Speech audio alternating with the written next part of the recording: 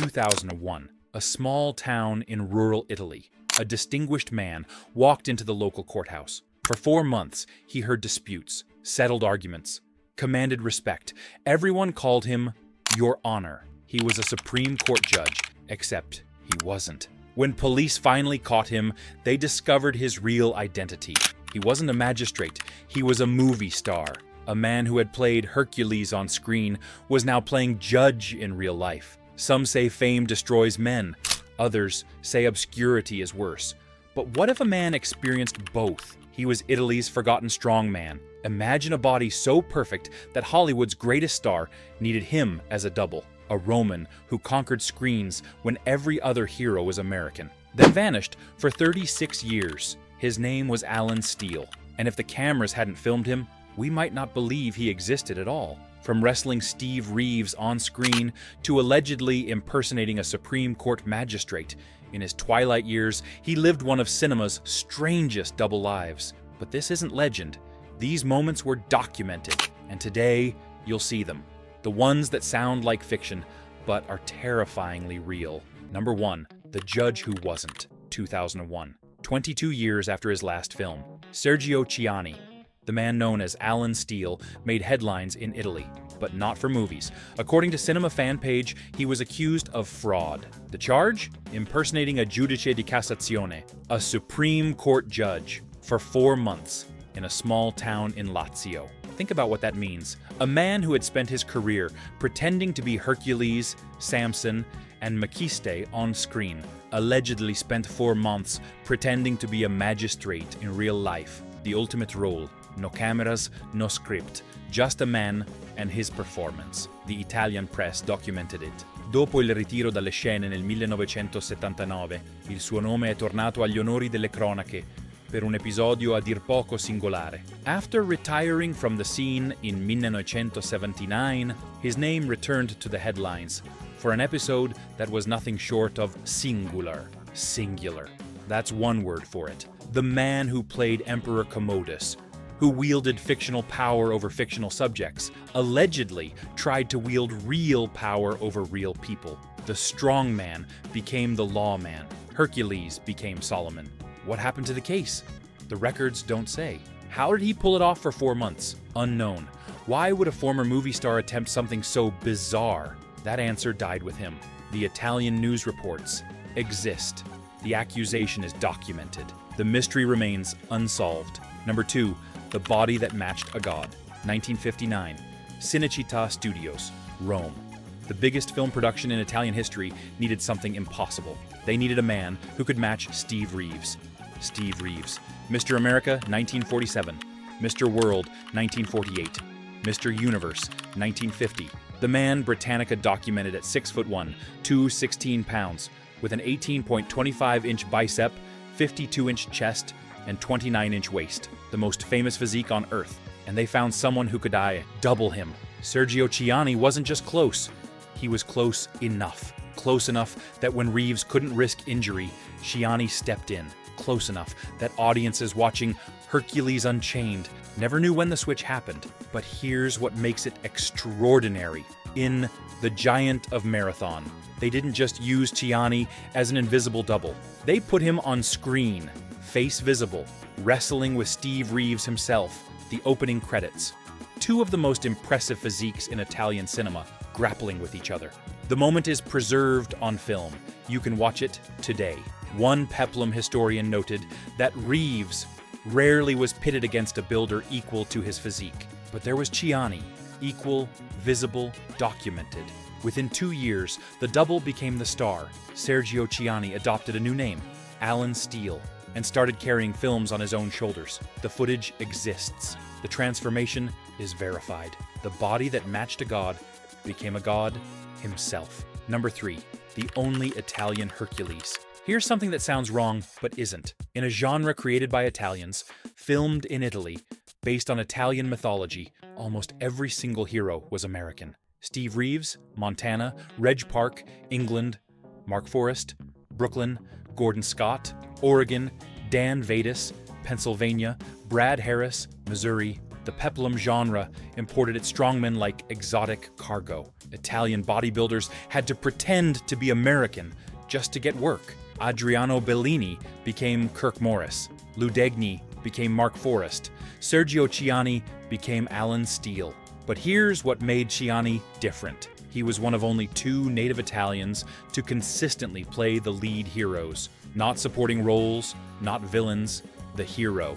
In his own country, speaking his own language, playing myths his ancestors had told for millennia. The Peplum historians documented it. Alan Steele was actually one of the very few native Italians to play these colossal he-men, as most were transported from America or England. Think about the irony. Hollywood imported Steve Reeves to Italy to play a Greek myth. Meanwhile, an actual Roman stood right there waiting for his chance. 23 films.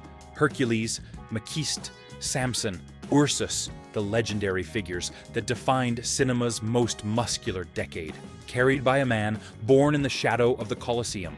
The production records verify it. The credits confirm it. Italy's own Hercules was real. Number 4, The Jealous Star, 2006, a German DVD release. And Giovanni Steve Reeves' longtime stunt double, finally told the truth about working with Hollywood's biggest strongman. The revelation was explosive. He was jealous when I did stunt work for other actors, Cianfriglia said.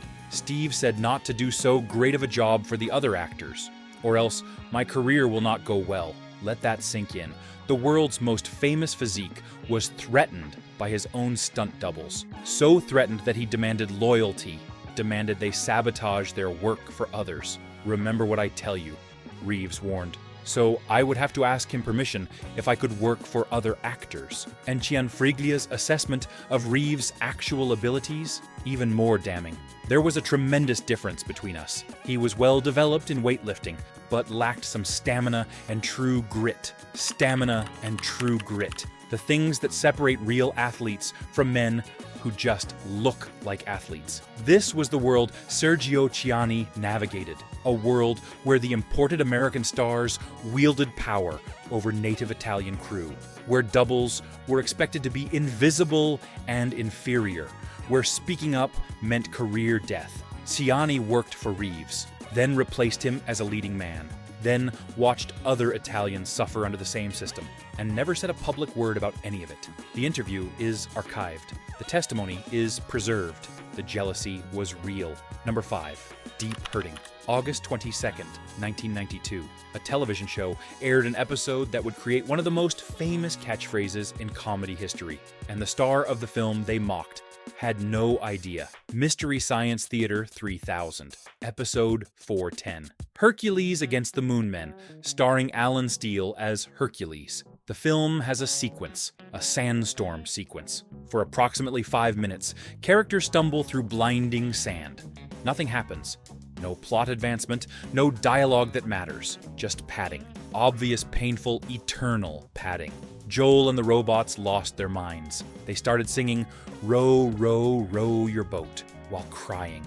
They clutched each other in mock agony. And they started chanting, "Deep hurting, deep hurting." The phrase exploded. It became one of MST3K's most iconic moments. So iconic that when Netflix revived the series decades later, they named the villain's spaceship the Deep Hurting. Alan Steele's most enduring cultural footprint came 28 years after his retirement, from a show he almost certainly never saw, creating a legacy he almost certainly never knew about. During the episode, host Joel explained the Wayne Rogers effect about recasting actors. Tom Servo suggested adopting tough pseudonyms like Steele's, calling himself Rick Drywall. Millions of Americans who'd never heard of Italian Peplum films suddenly knew one name, Alan Steele, even if they only knew him as the guy from That Sandstorm movie.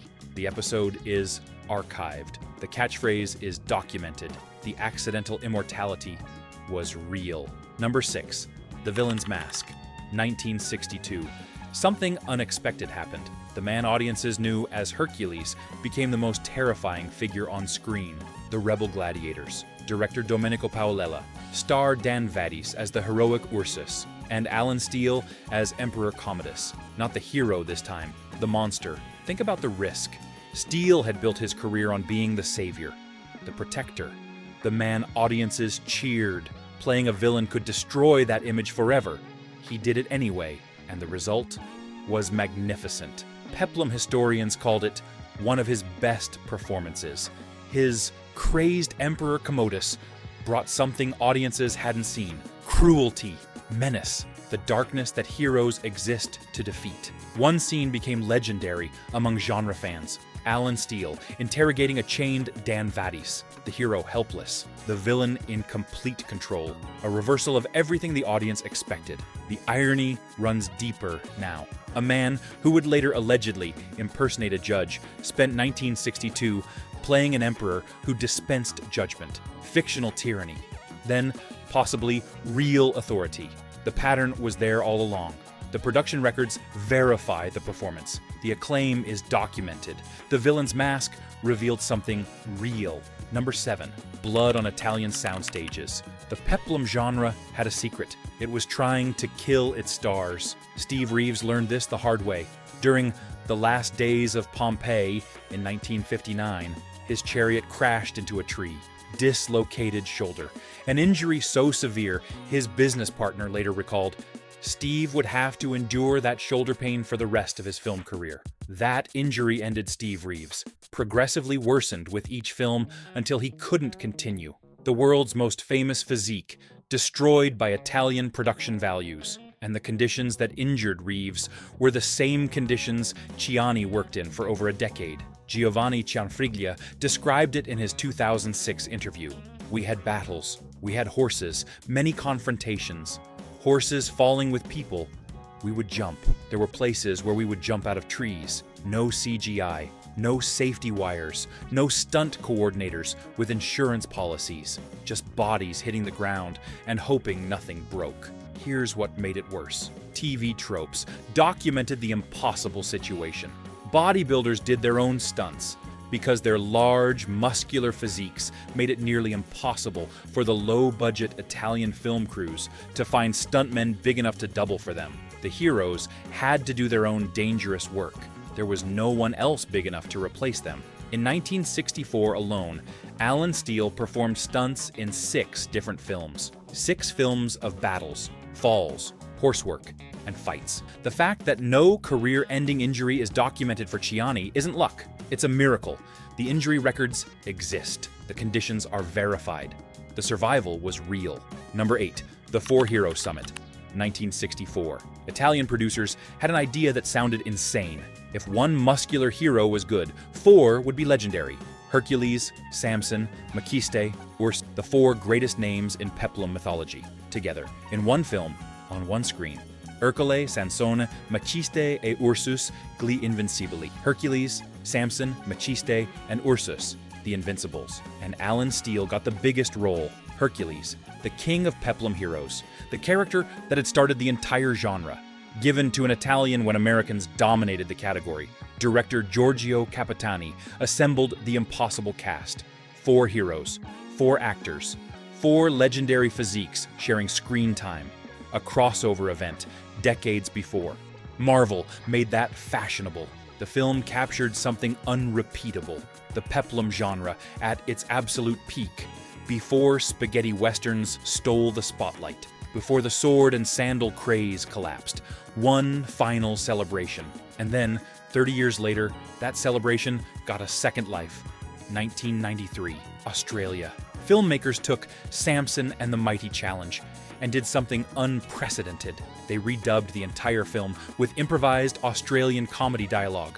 Hercules returns. Characters renamed Labia and Testiculi. The heroic dialogue transformed into absurdist comedy. World premiere at Sundance Film Festival. The result? A 95% audience rating on Rotten Tomatoes, called one of the funniest Australian films ever made. In 2023, a new Blu-ray restoration was released. Alan Steele's performance, professionally scanned in 2K resolution, available to modern audiences. 60 years after filming, still entertaining people. The original release is documented. The Australian parody is verified. The double legacy is real. Number 9. The 36-Year Silence, 1979. Baby Love, an Italian comedy. Alan Steele's final film appearance. And then Nothing. For 36 years, Sergio Ciani gave no interviews, made no convention appearances, issued no statements, recorded no commentary tracks, left no autobiography, spoke not a single public word about his career. This silence is unprecedented among Peplum stars. Brad Harris gave interviews until his death in 2017. Gordon Mitchell worked continuously into his 80s. Reg Park mentored Arnold Schwarzenegger and ran gyms in South Africa. Dan Vadas, Mickey Hargitay, and Gordon Mitchell all attended the Legends of Hercules reunion at Muscle Beach in 2001. Alan Steele was absent from reunions, absent from interviews, absent from the fan communities that worshipped his work. One researcher tried to find him in 2015. I was questing for contact information, as I wished to personally thank him for inspiring me, and perhaps interview him. Alas, Alan Steele died 2 days before his 80th birthday. Why did he choose silence? The man who had allegedly impersonated a judge for 4 months clearly wasn't afraid of performance. He could play roles, he could command attention, but he never played himself for an audience again. No quotes exist from Sergio Ciani about Steve Reeves, about the Peplum era, about what it felt like to play Hercules, about anything. The most mysterious star of Italy's golden age took his secrets to the grave. The absence is documented. The silence is verified. The mystery is real. Number 10, 2 days before 80, September 5th, 2015, Ostia, Rome, the seaside district where Sergio Ciani had quietly lived for decades. It was his friends who noticed something was wrong, not family, friends, from the bar and tobacco shop on Via delle Gondole, where he spent his days. Il Messaggero, the Italian newspaper, documented what happened. It was his friends, with whom he used to meet at the bar and tobacco shop, who noticed his absence and asked for news. He hadn't shown up for his daily routine, the routine that had replaced stardom, coffee, conversation, the simple pleasures of an anonymous life. They found him at home, dead in his sleep, 2 days before he would have turned 80 years old. September 7th, 1935, September 5th, 2015. 48 hours short of 8 decades, as if the universe had written his ending with the same dramatic timing that defined his films. Whether he had surviving family members remains unknown. The obituaries don't say. The man who had played heroes, surrounded by adoring crowds, died alone in the city where he was born. But here's what the fan communities wrote when they learned the news. I really liked Alan. I think he had true star quality, being a likable fellow and an extremely capable action performer. Very unique, amiable, and yet could be menacing as well. He made the Peplum universe that much more cool. I had no father growing up, and all these guys were like father figures to me. Alan and Mark Forrest were my favorites. Father figures. Two audiences who never met him, who only knew his image on screen, who felt his warmth through the celluloid. The death certificate is filed in Rome. The tributes are archived online. The peaceful ending, 2 days before a milestone, was real. You've seen the fraud accusation that shocked Italy. 4 months as a judge. 22 years after playing Hercules. The transformation from fictional power to allegedly real authority. You've seen the body that matched Steve Reeves. The wrestling match, preserved on film. The double who became the star.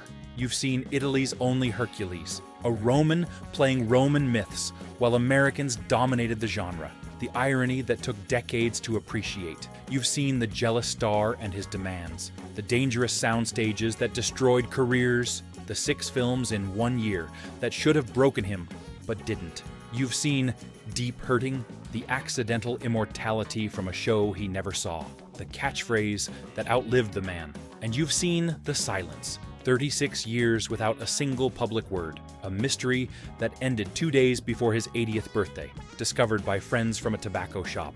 Without documentation, this would sound like myth, a strong man who became a star, who became a judge, who became a ghost. Too strange, too dramatic, too perfect. But it's verified. Italian news archives, film production records, MST3K episode guides, obituaries from Rome, fan testimonials spanning decades. Sergio Ciani didn't just play Hercules. He lived a life more dramatic than any script. rose from invisible double to international star, allegedly impersonated a magistrate, then vanished into silence so complete that researchers couldn't find him until he was dead. The cameras filmed it. The journalists reported it. The evidence exists. Which moment shocked you most? The 4 months as a judge? The body that matched a god? The 36-year silence that no one could break? If you enjoyed this story, hit the like button.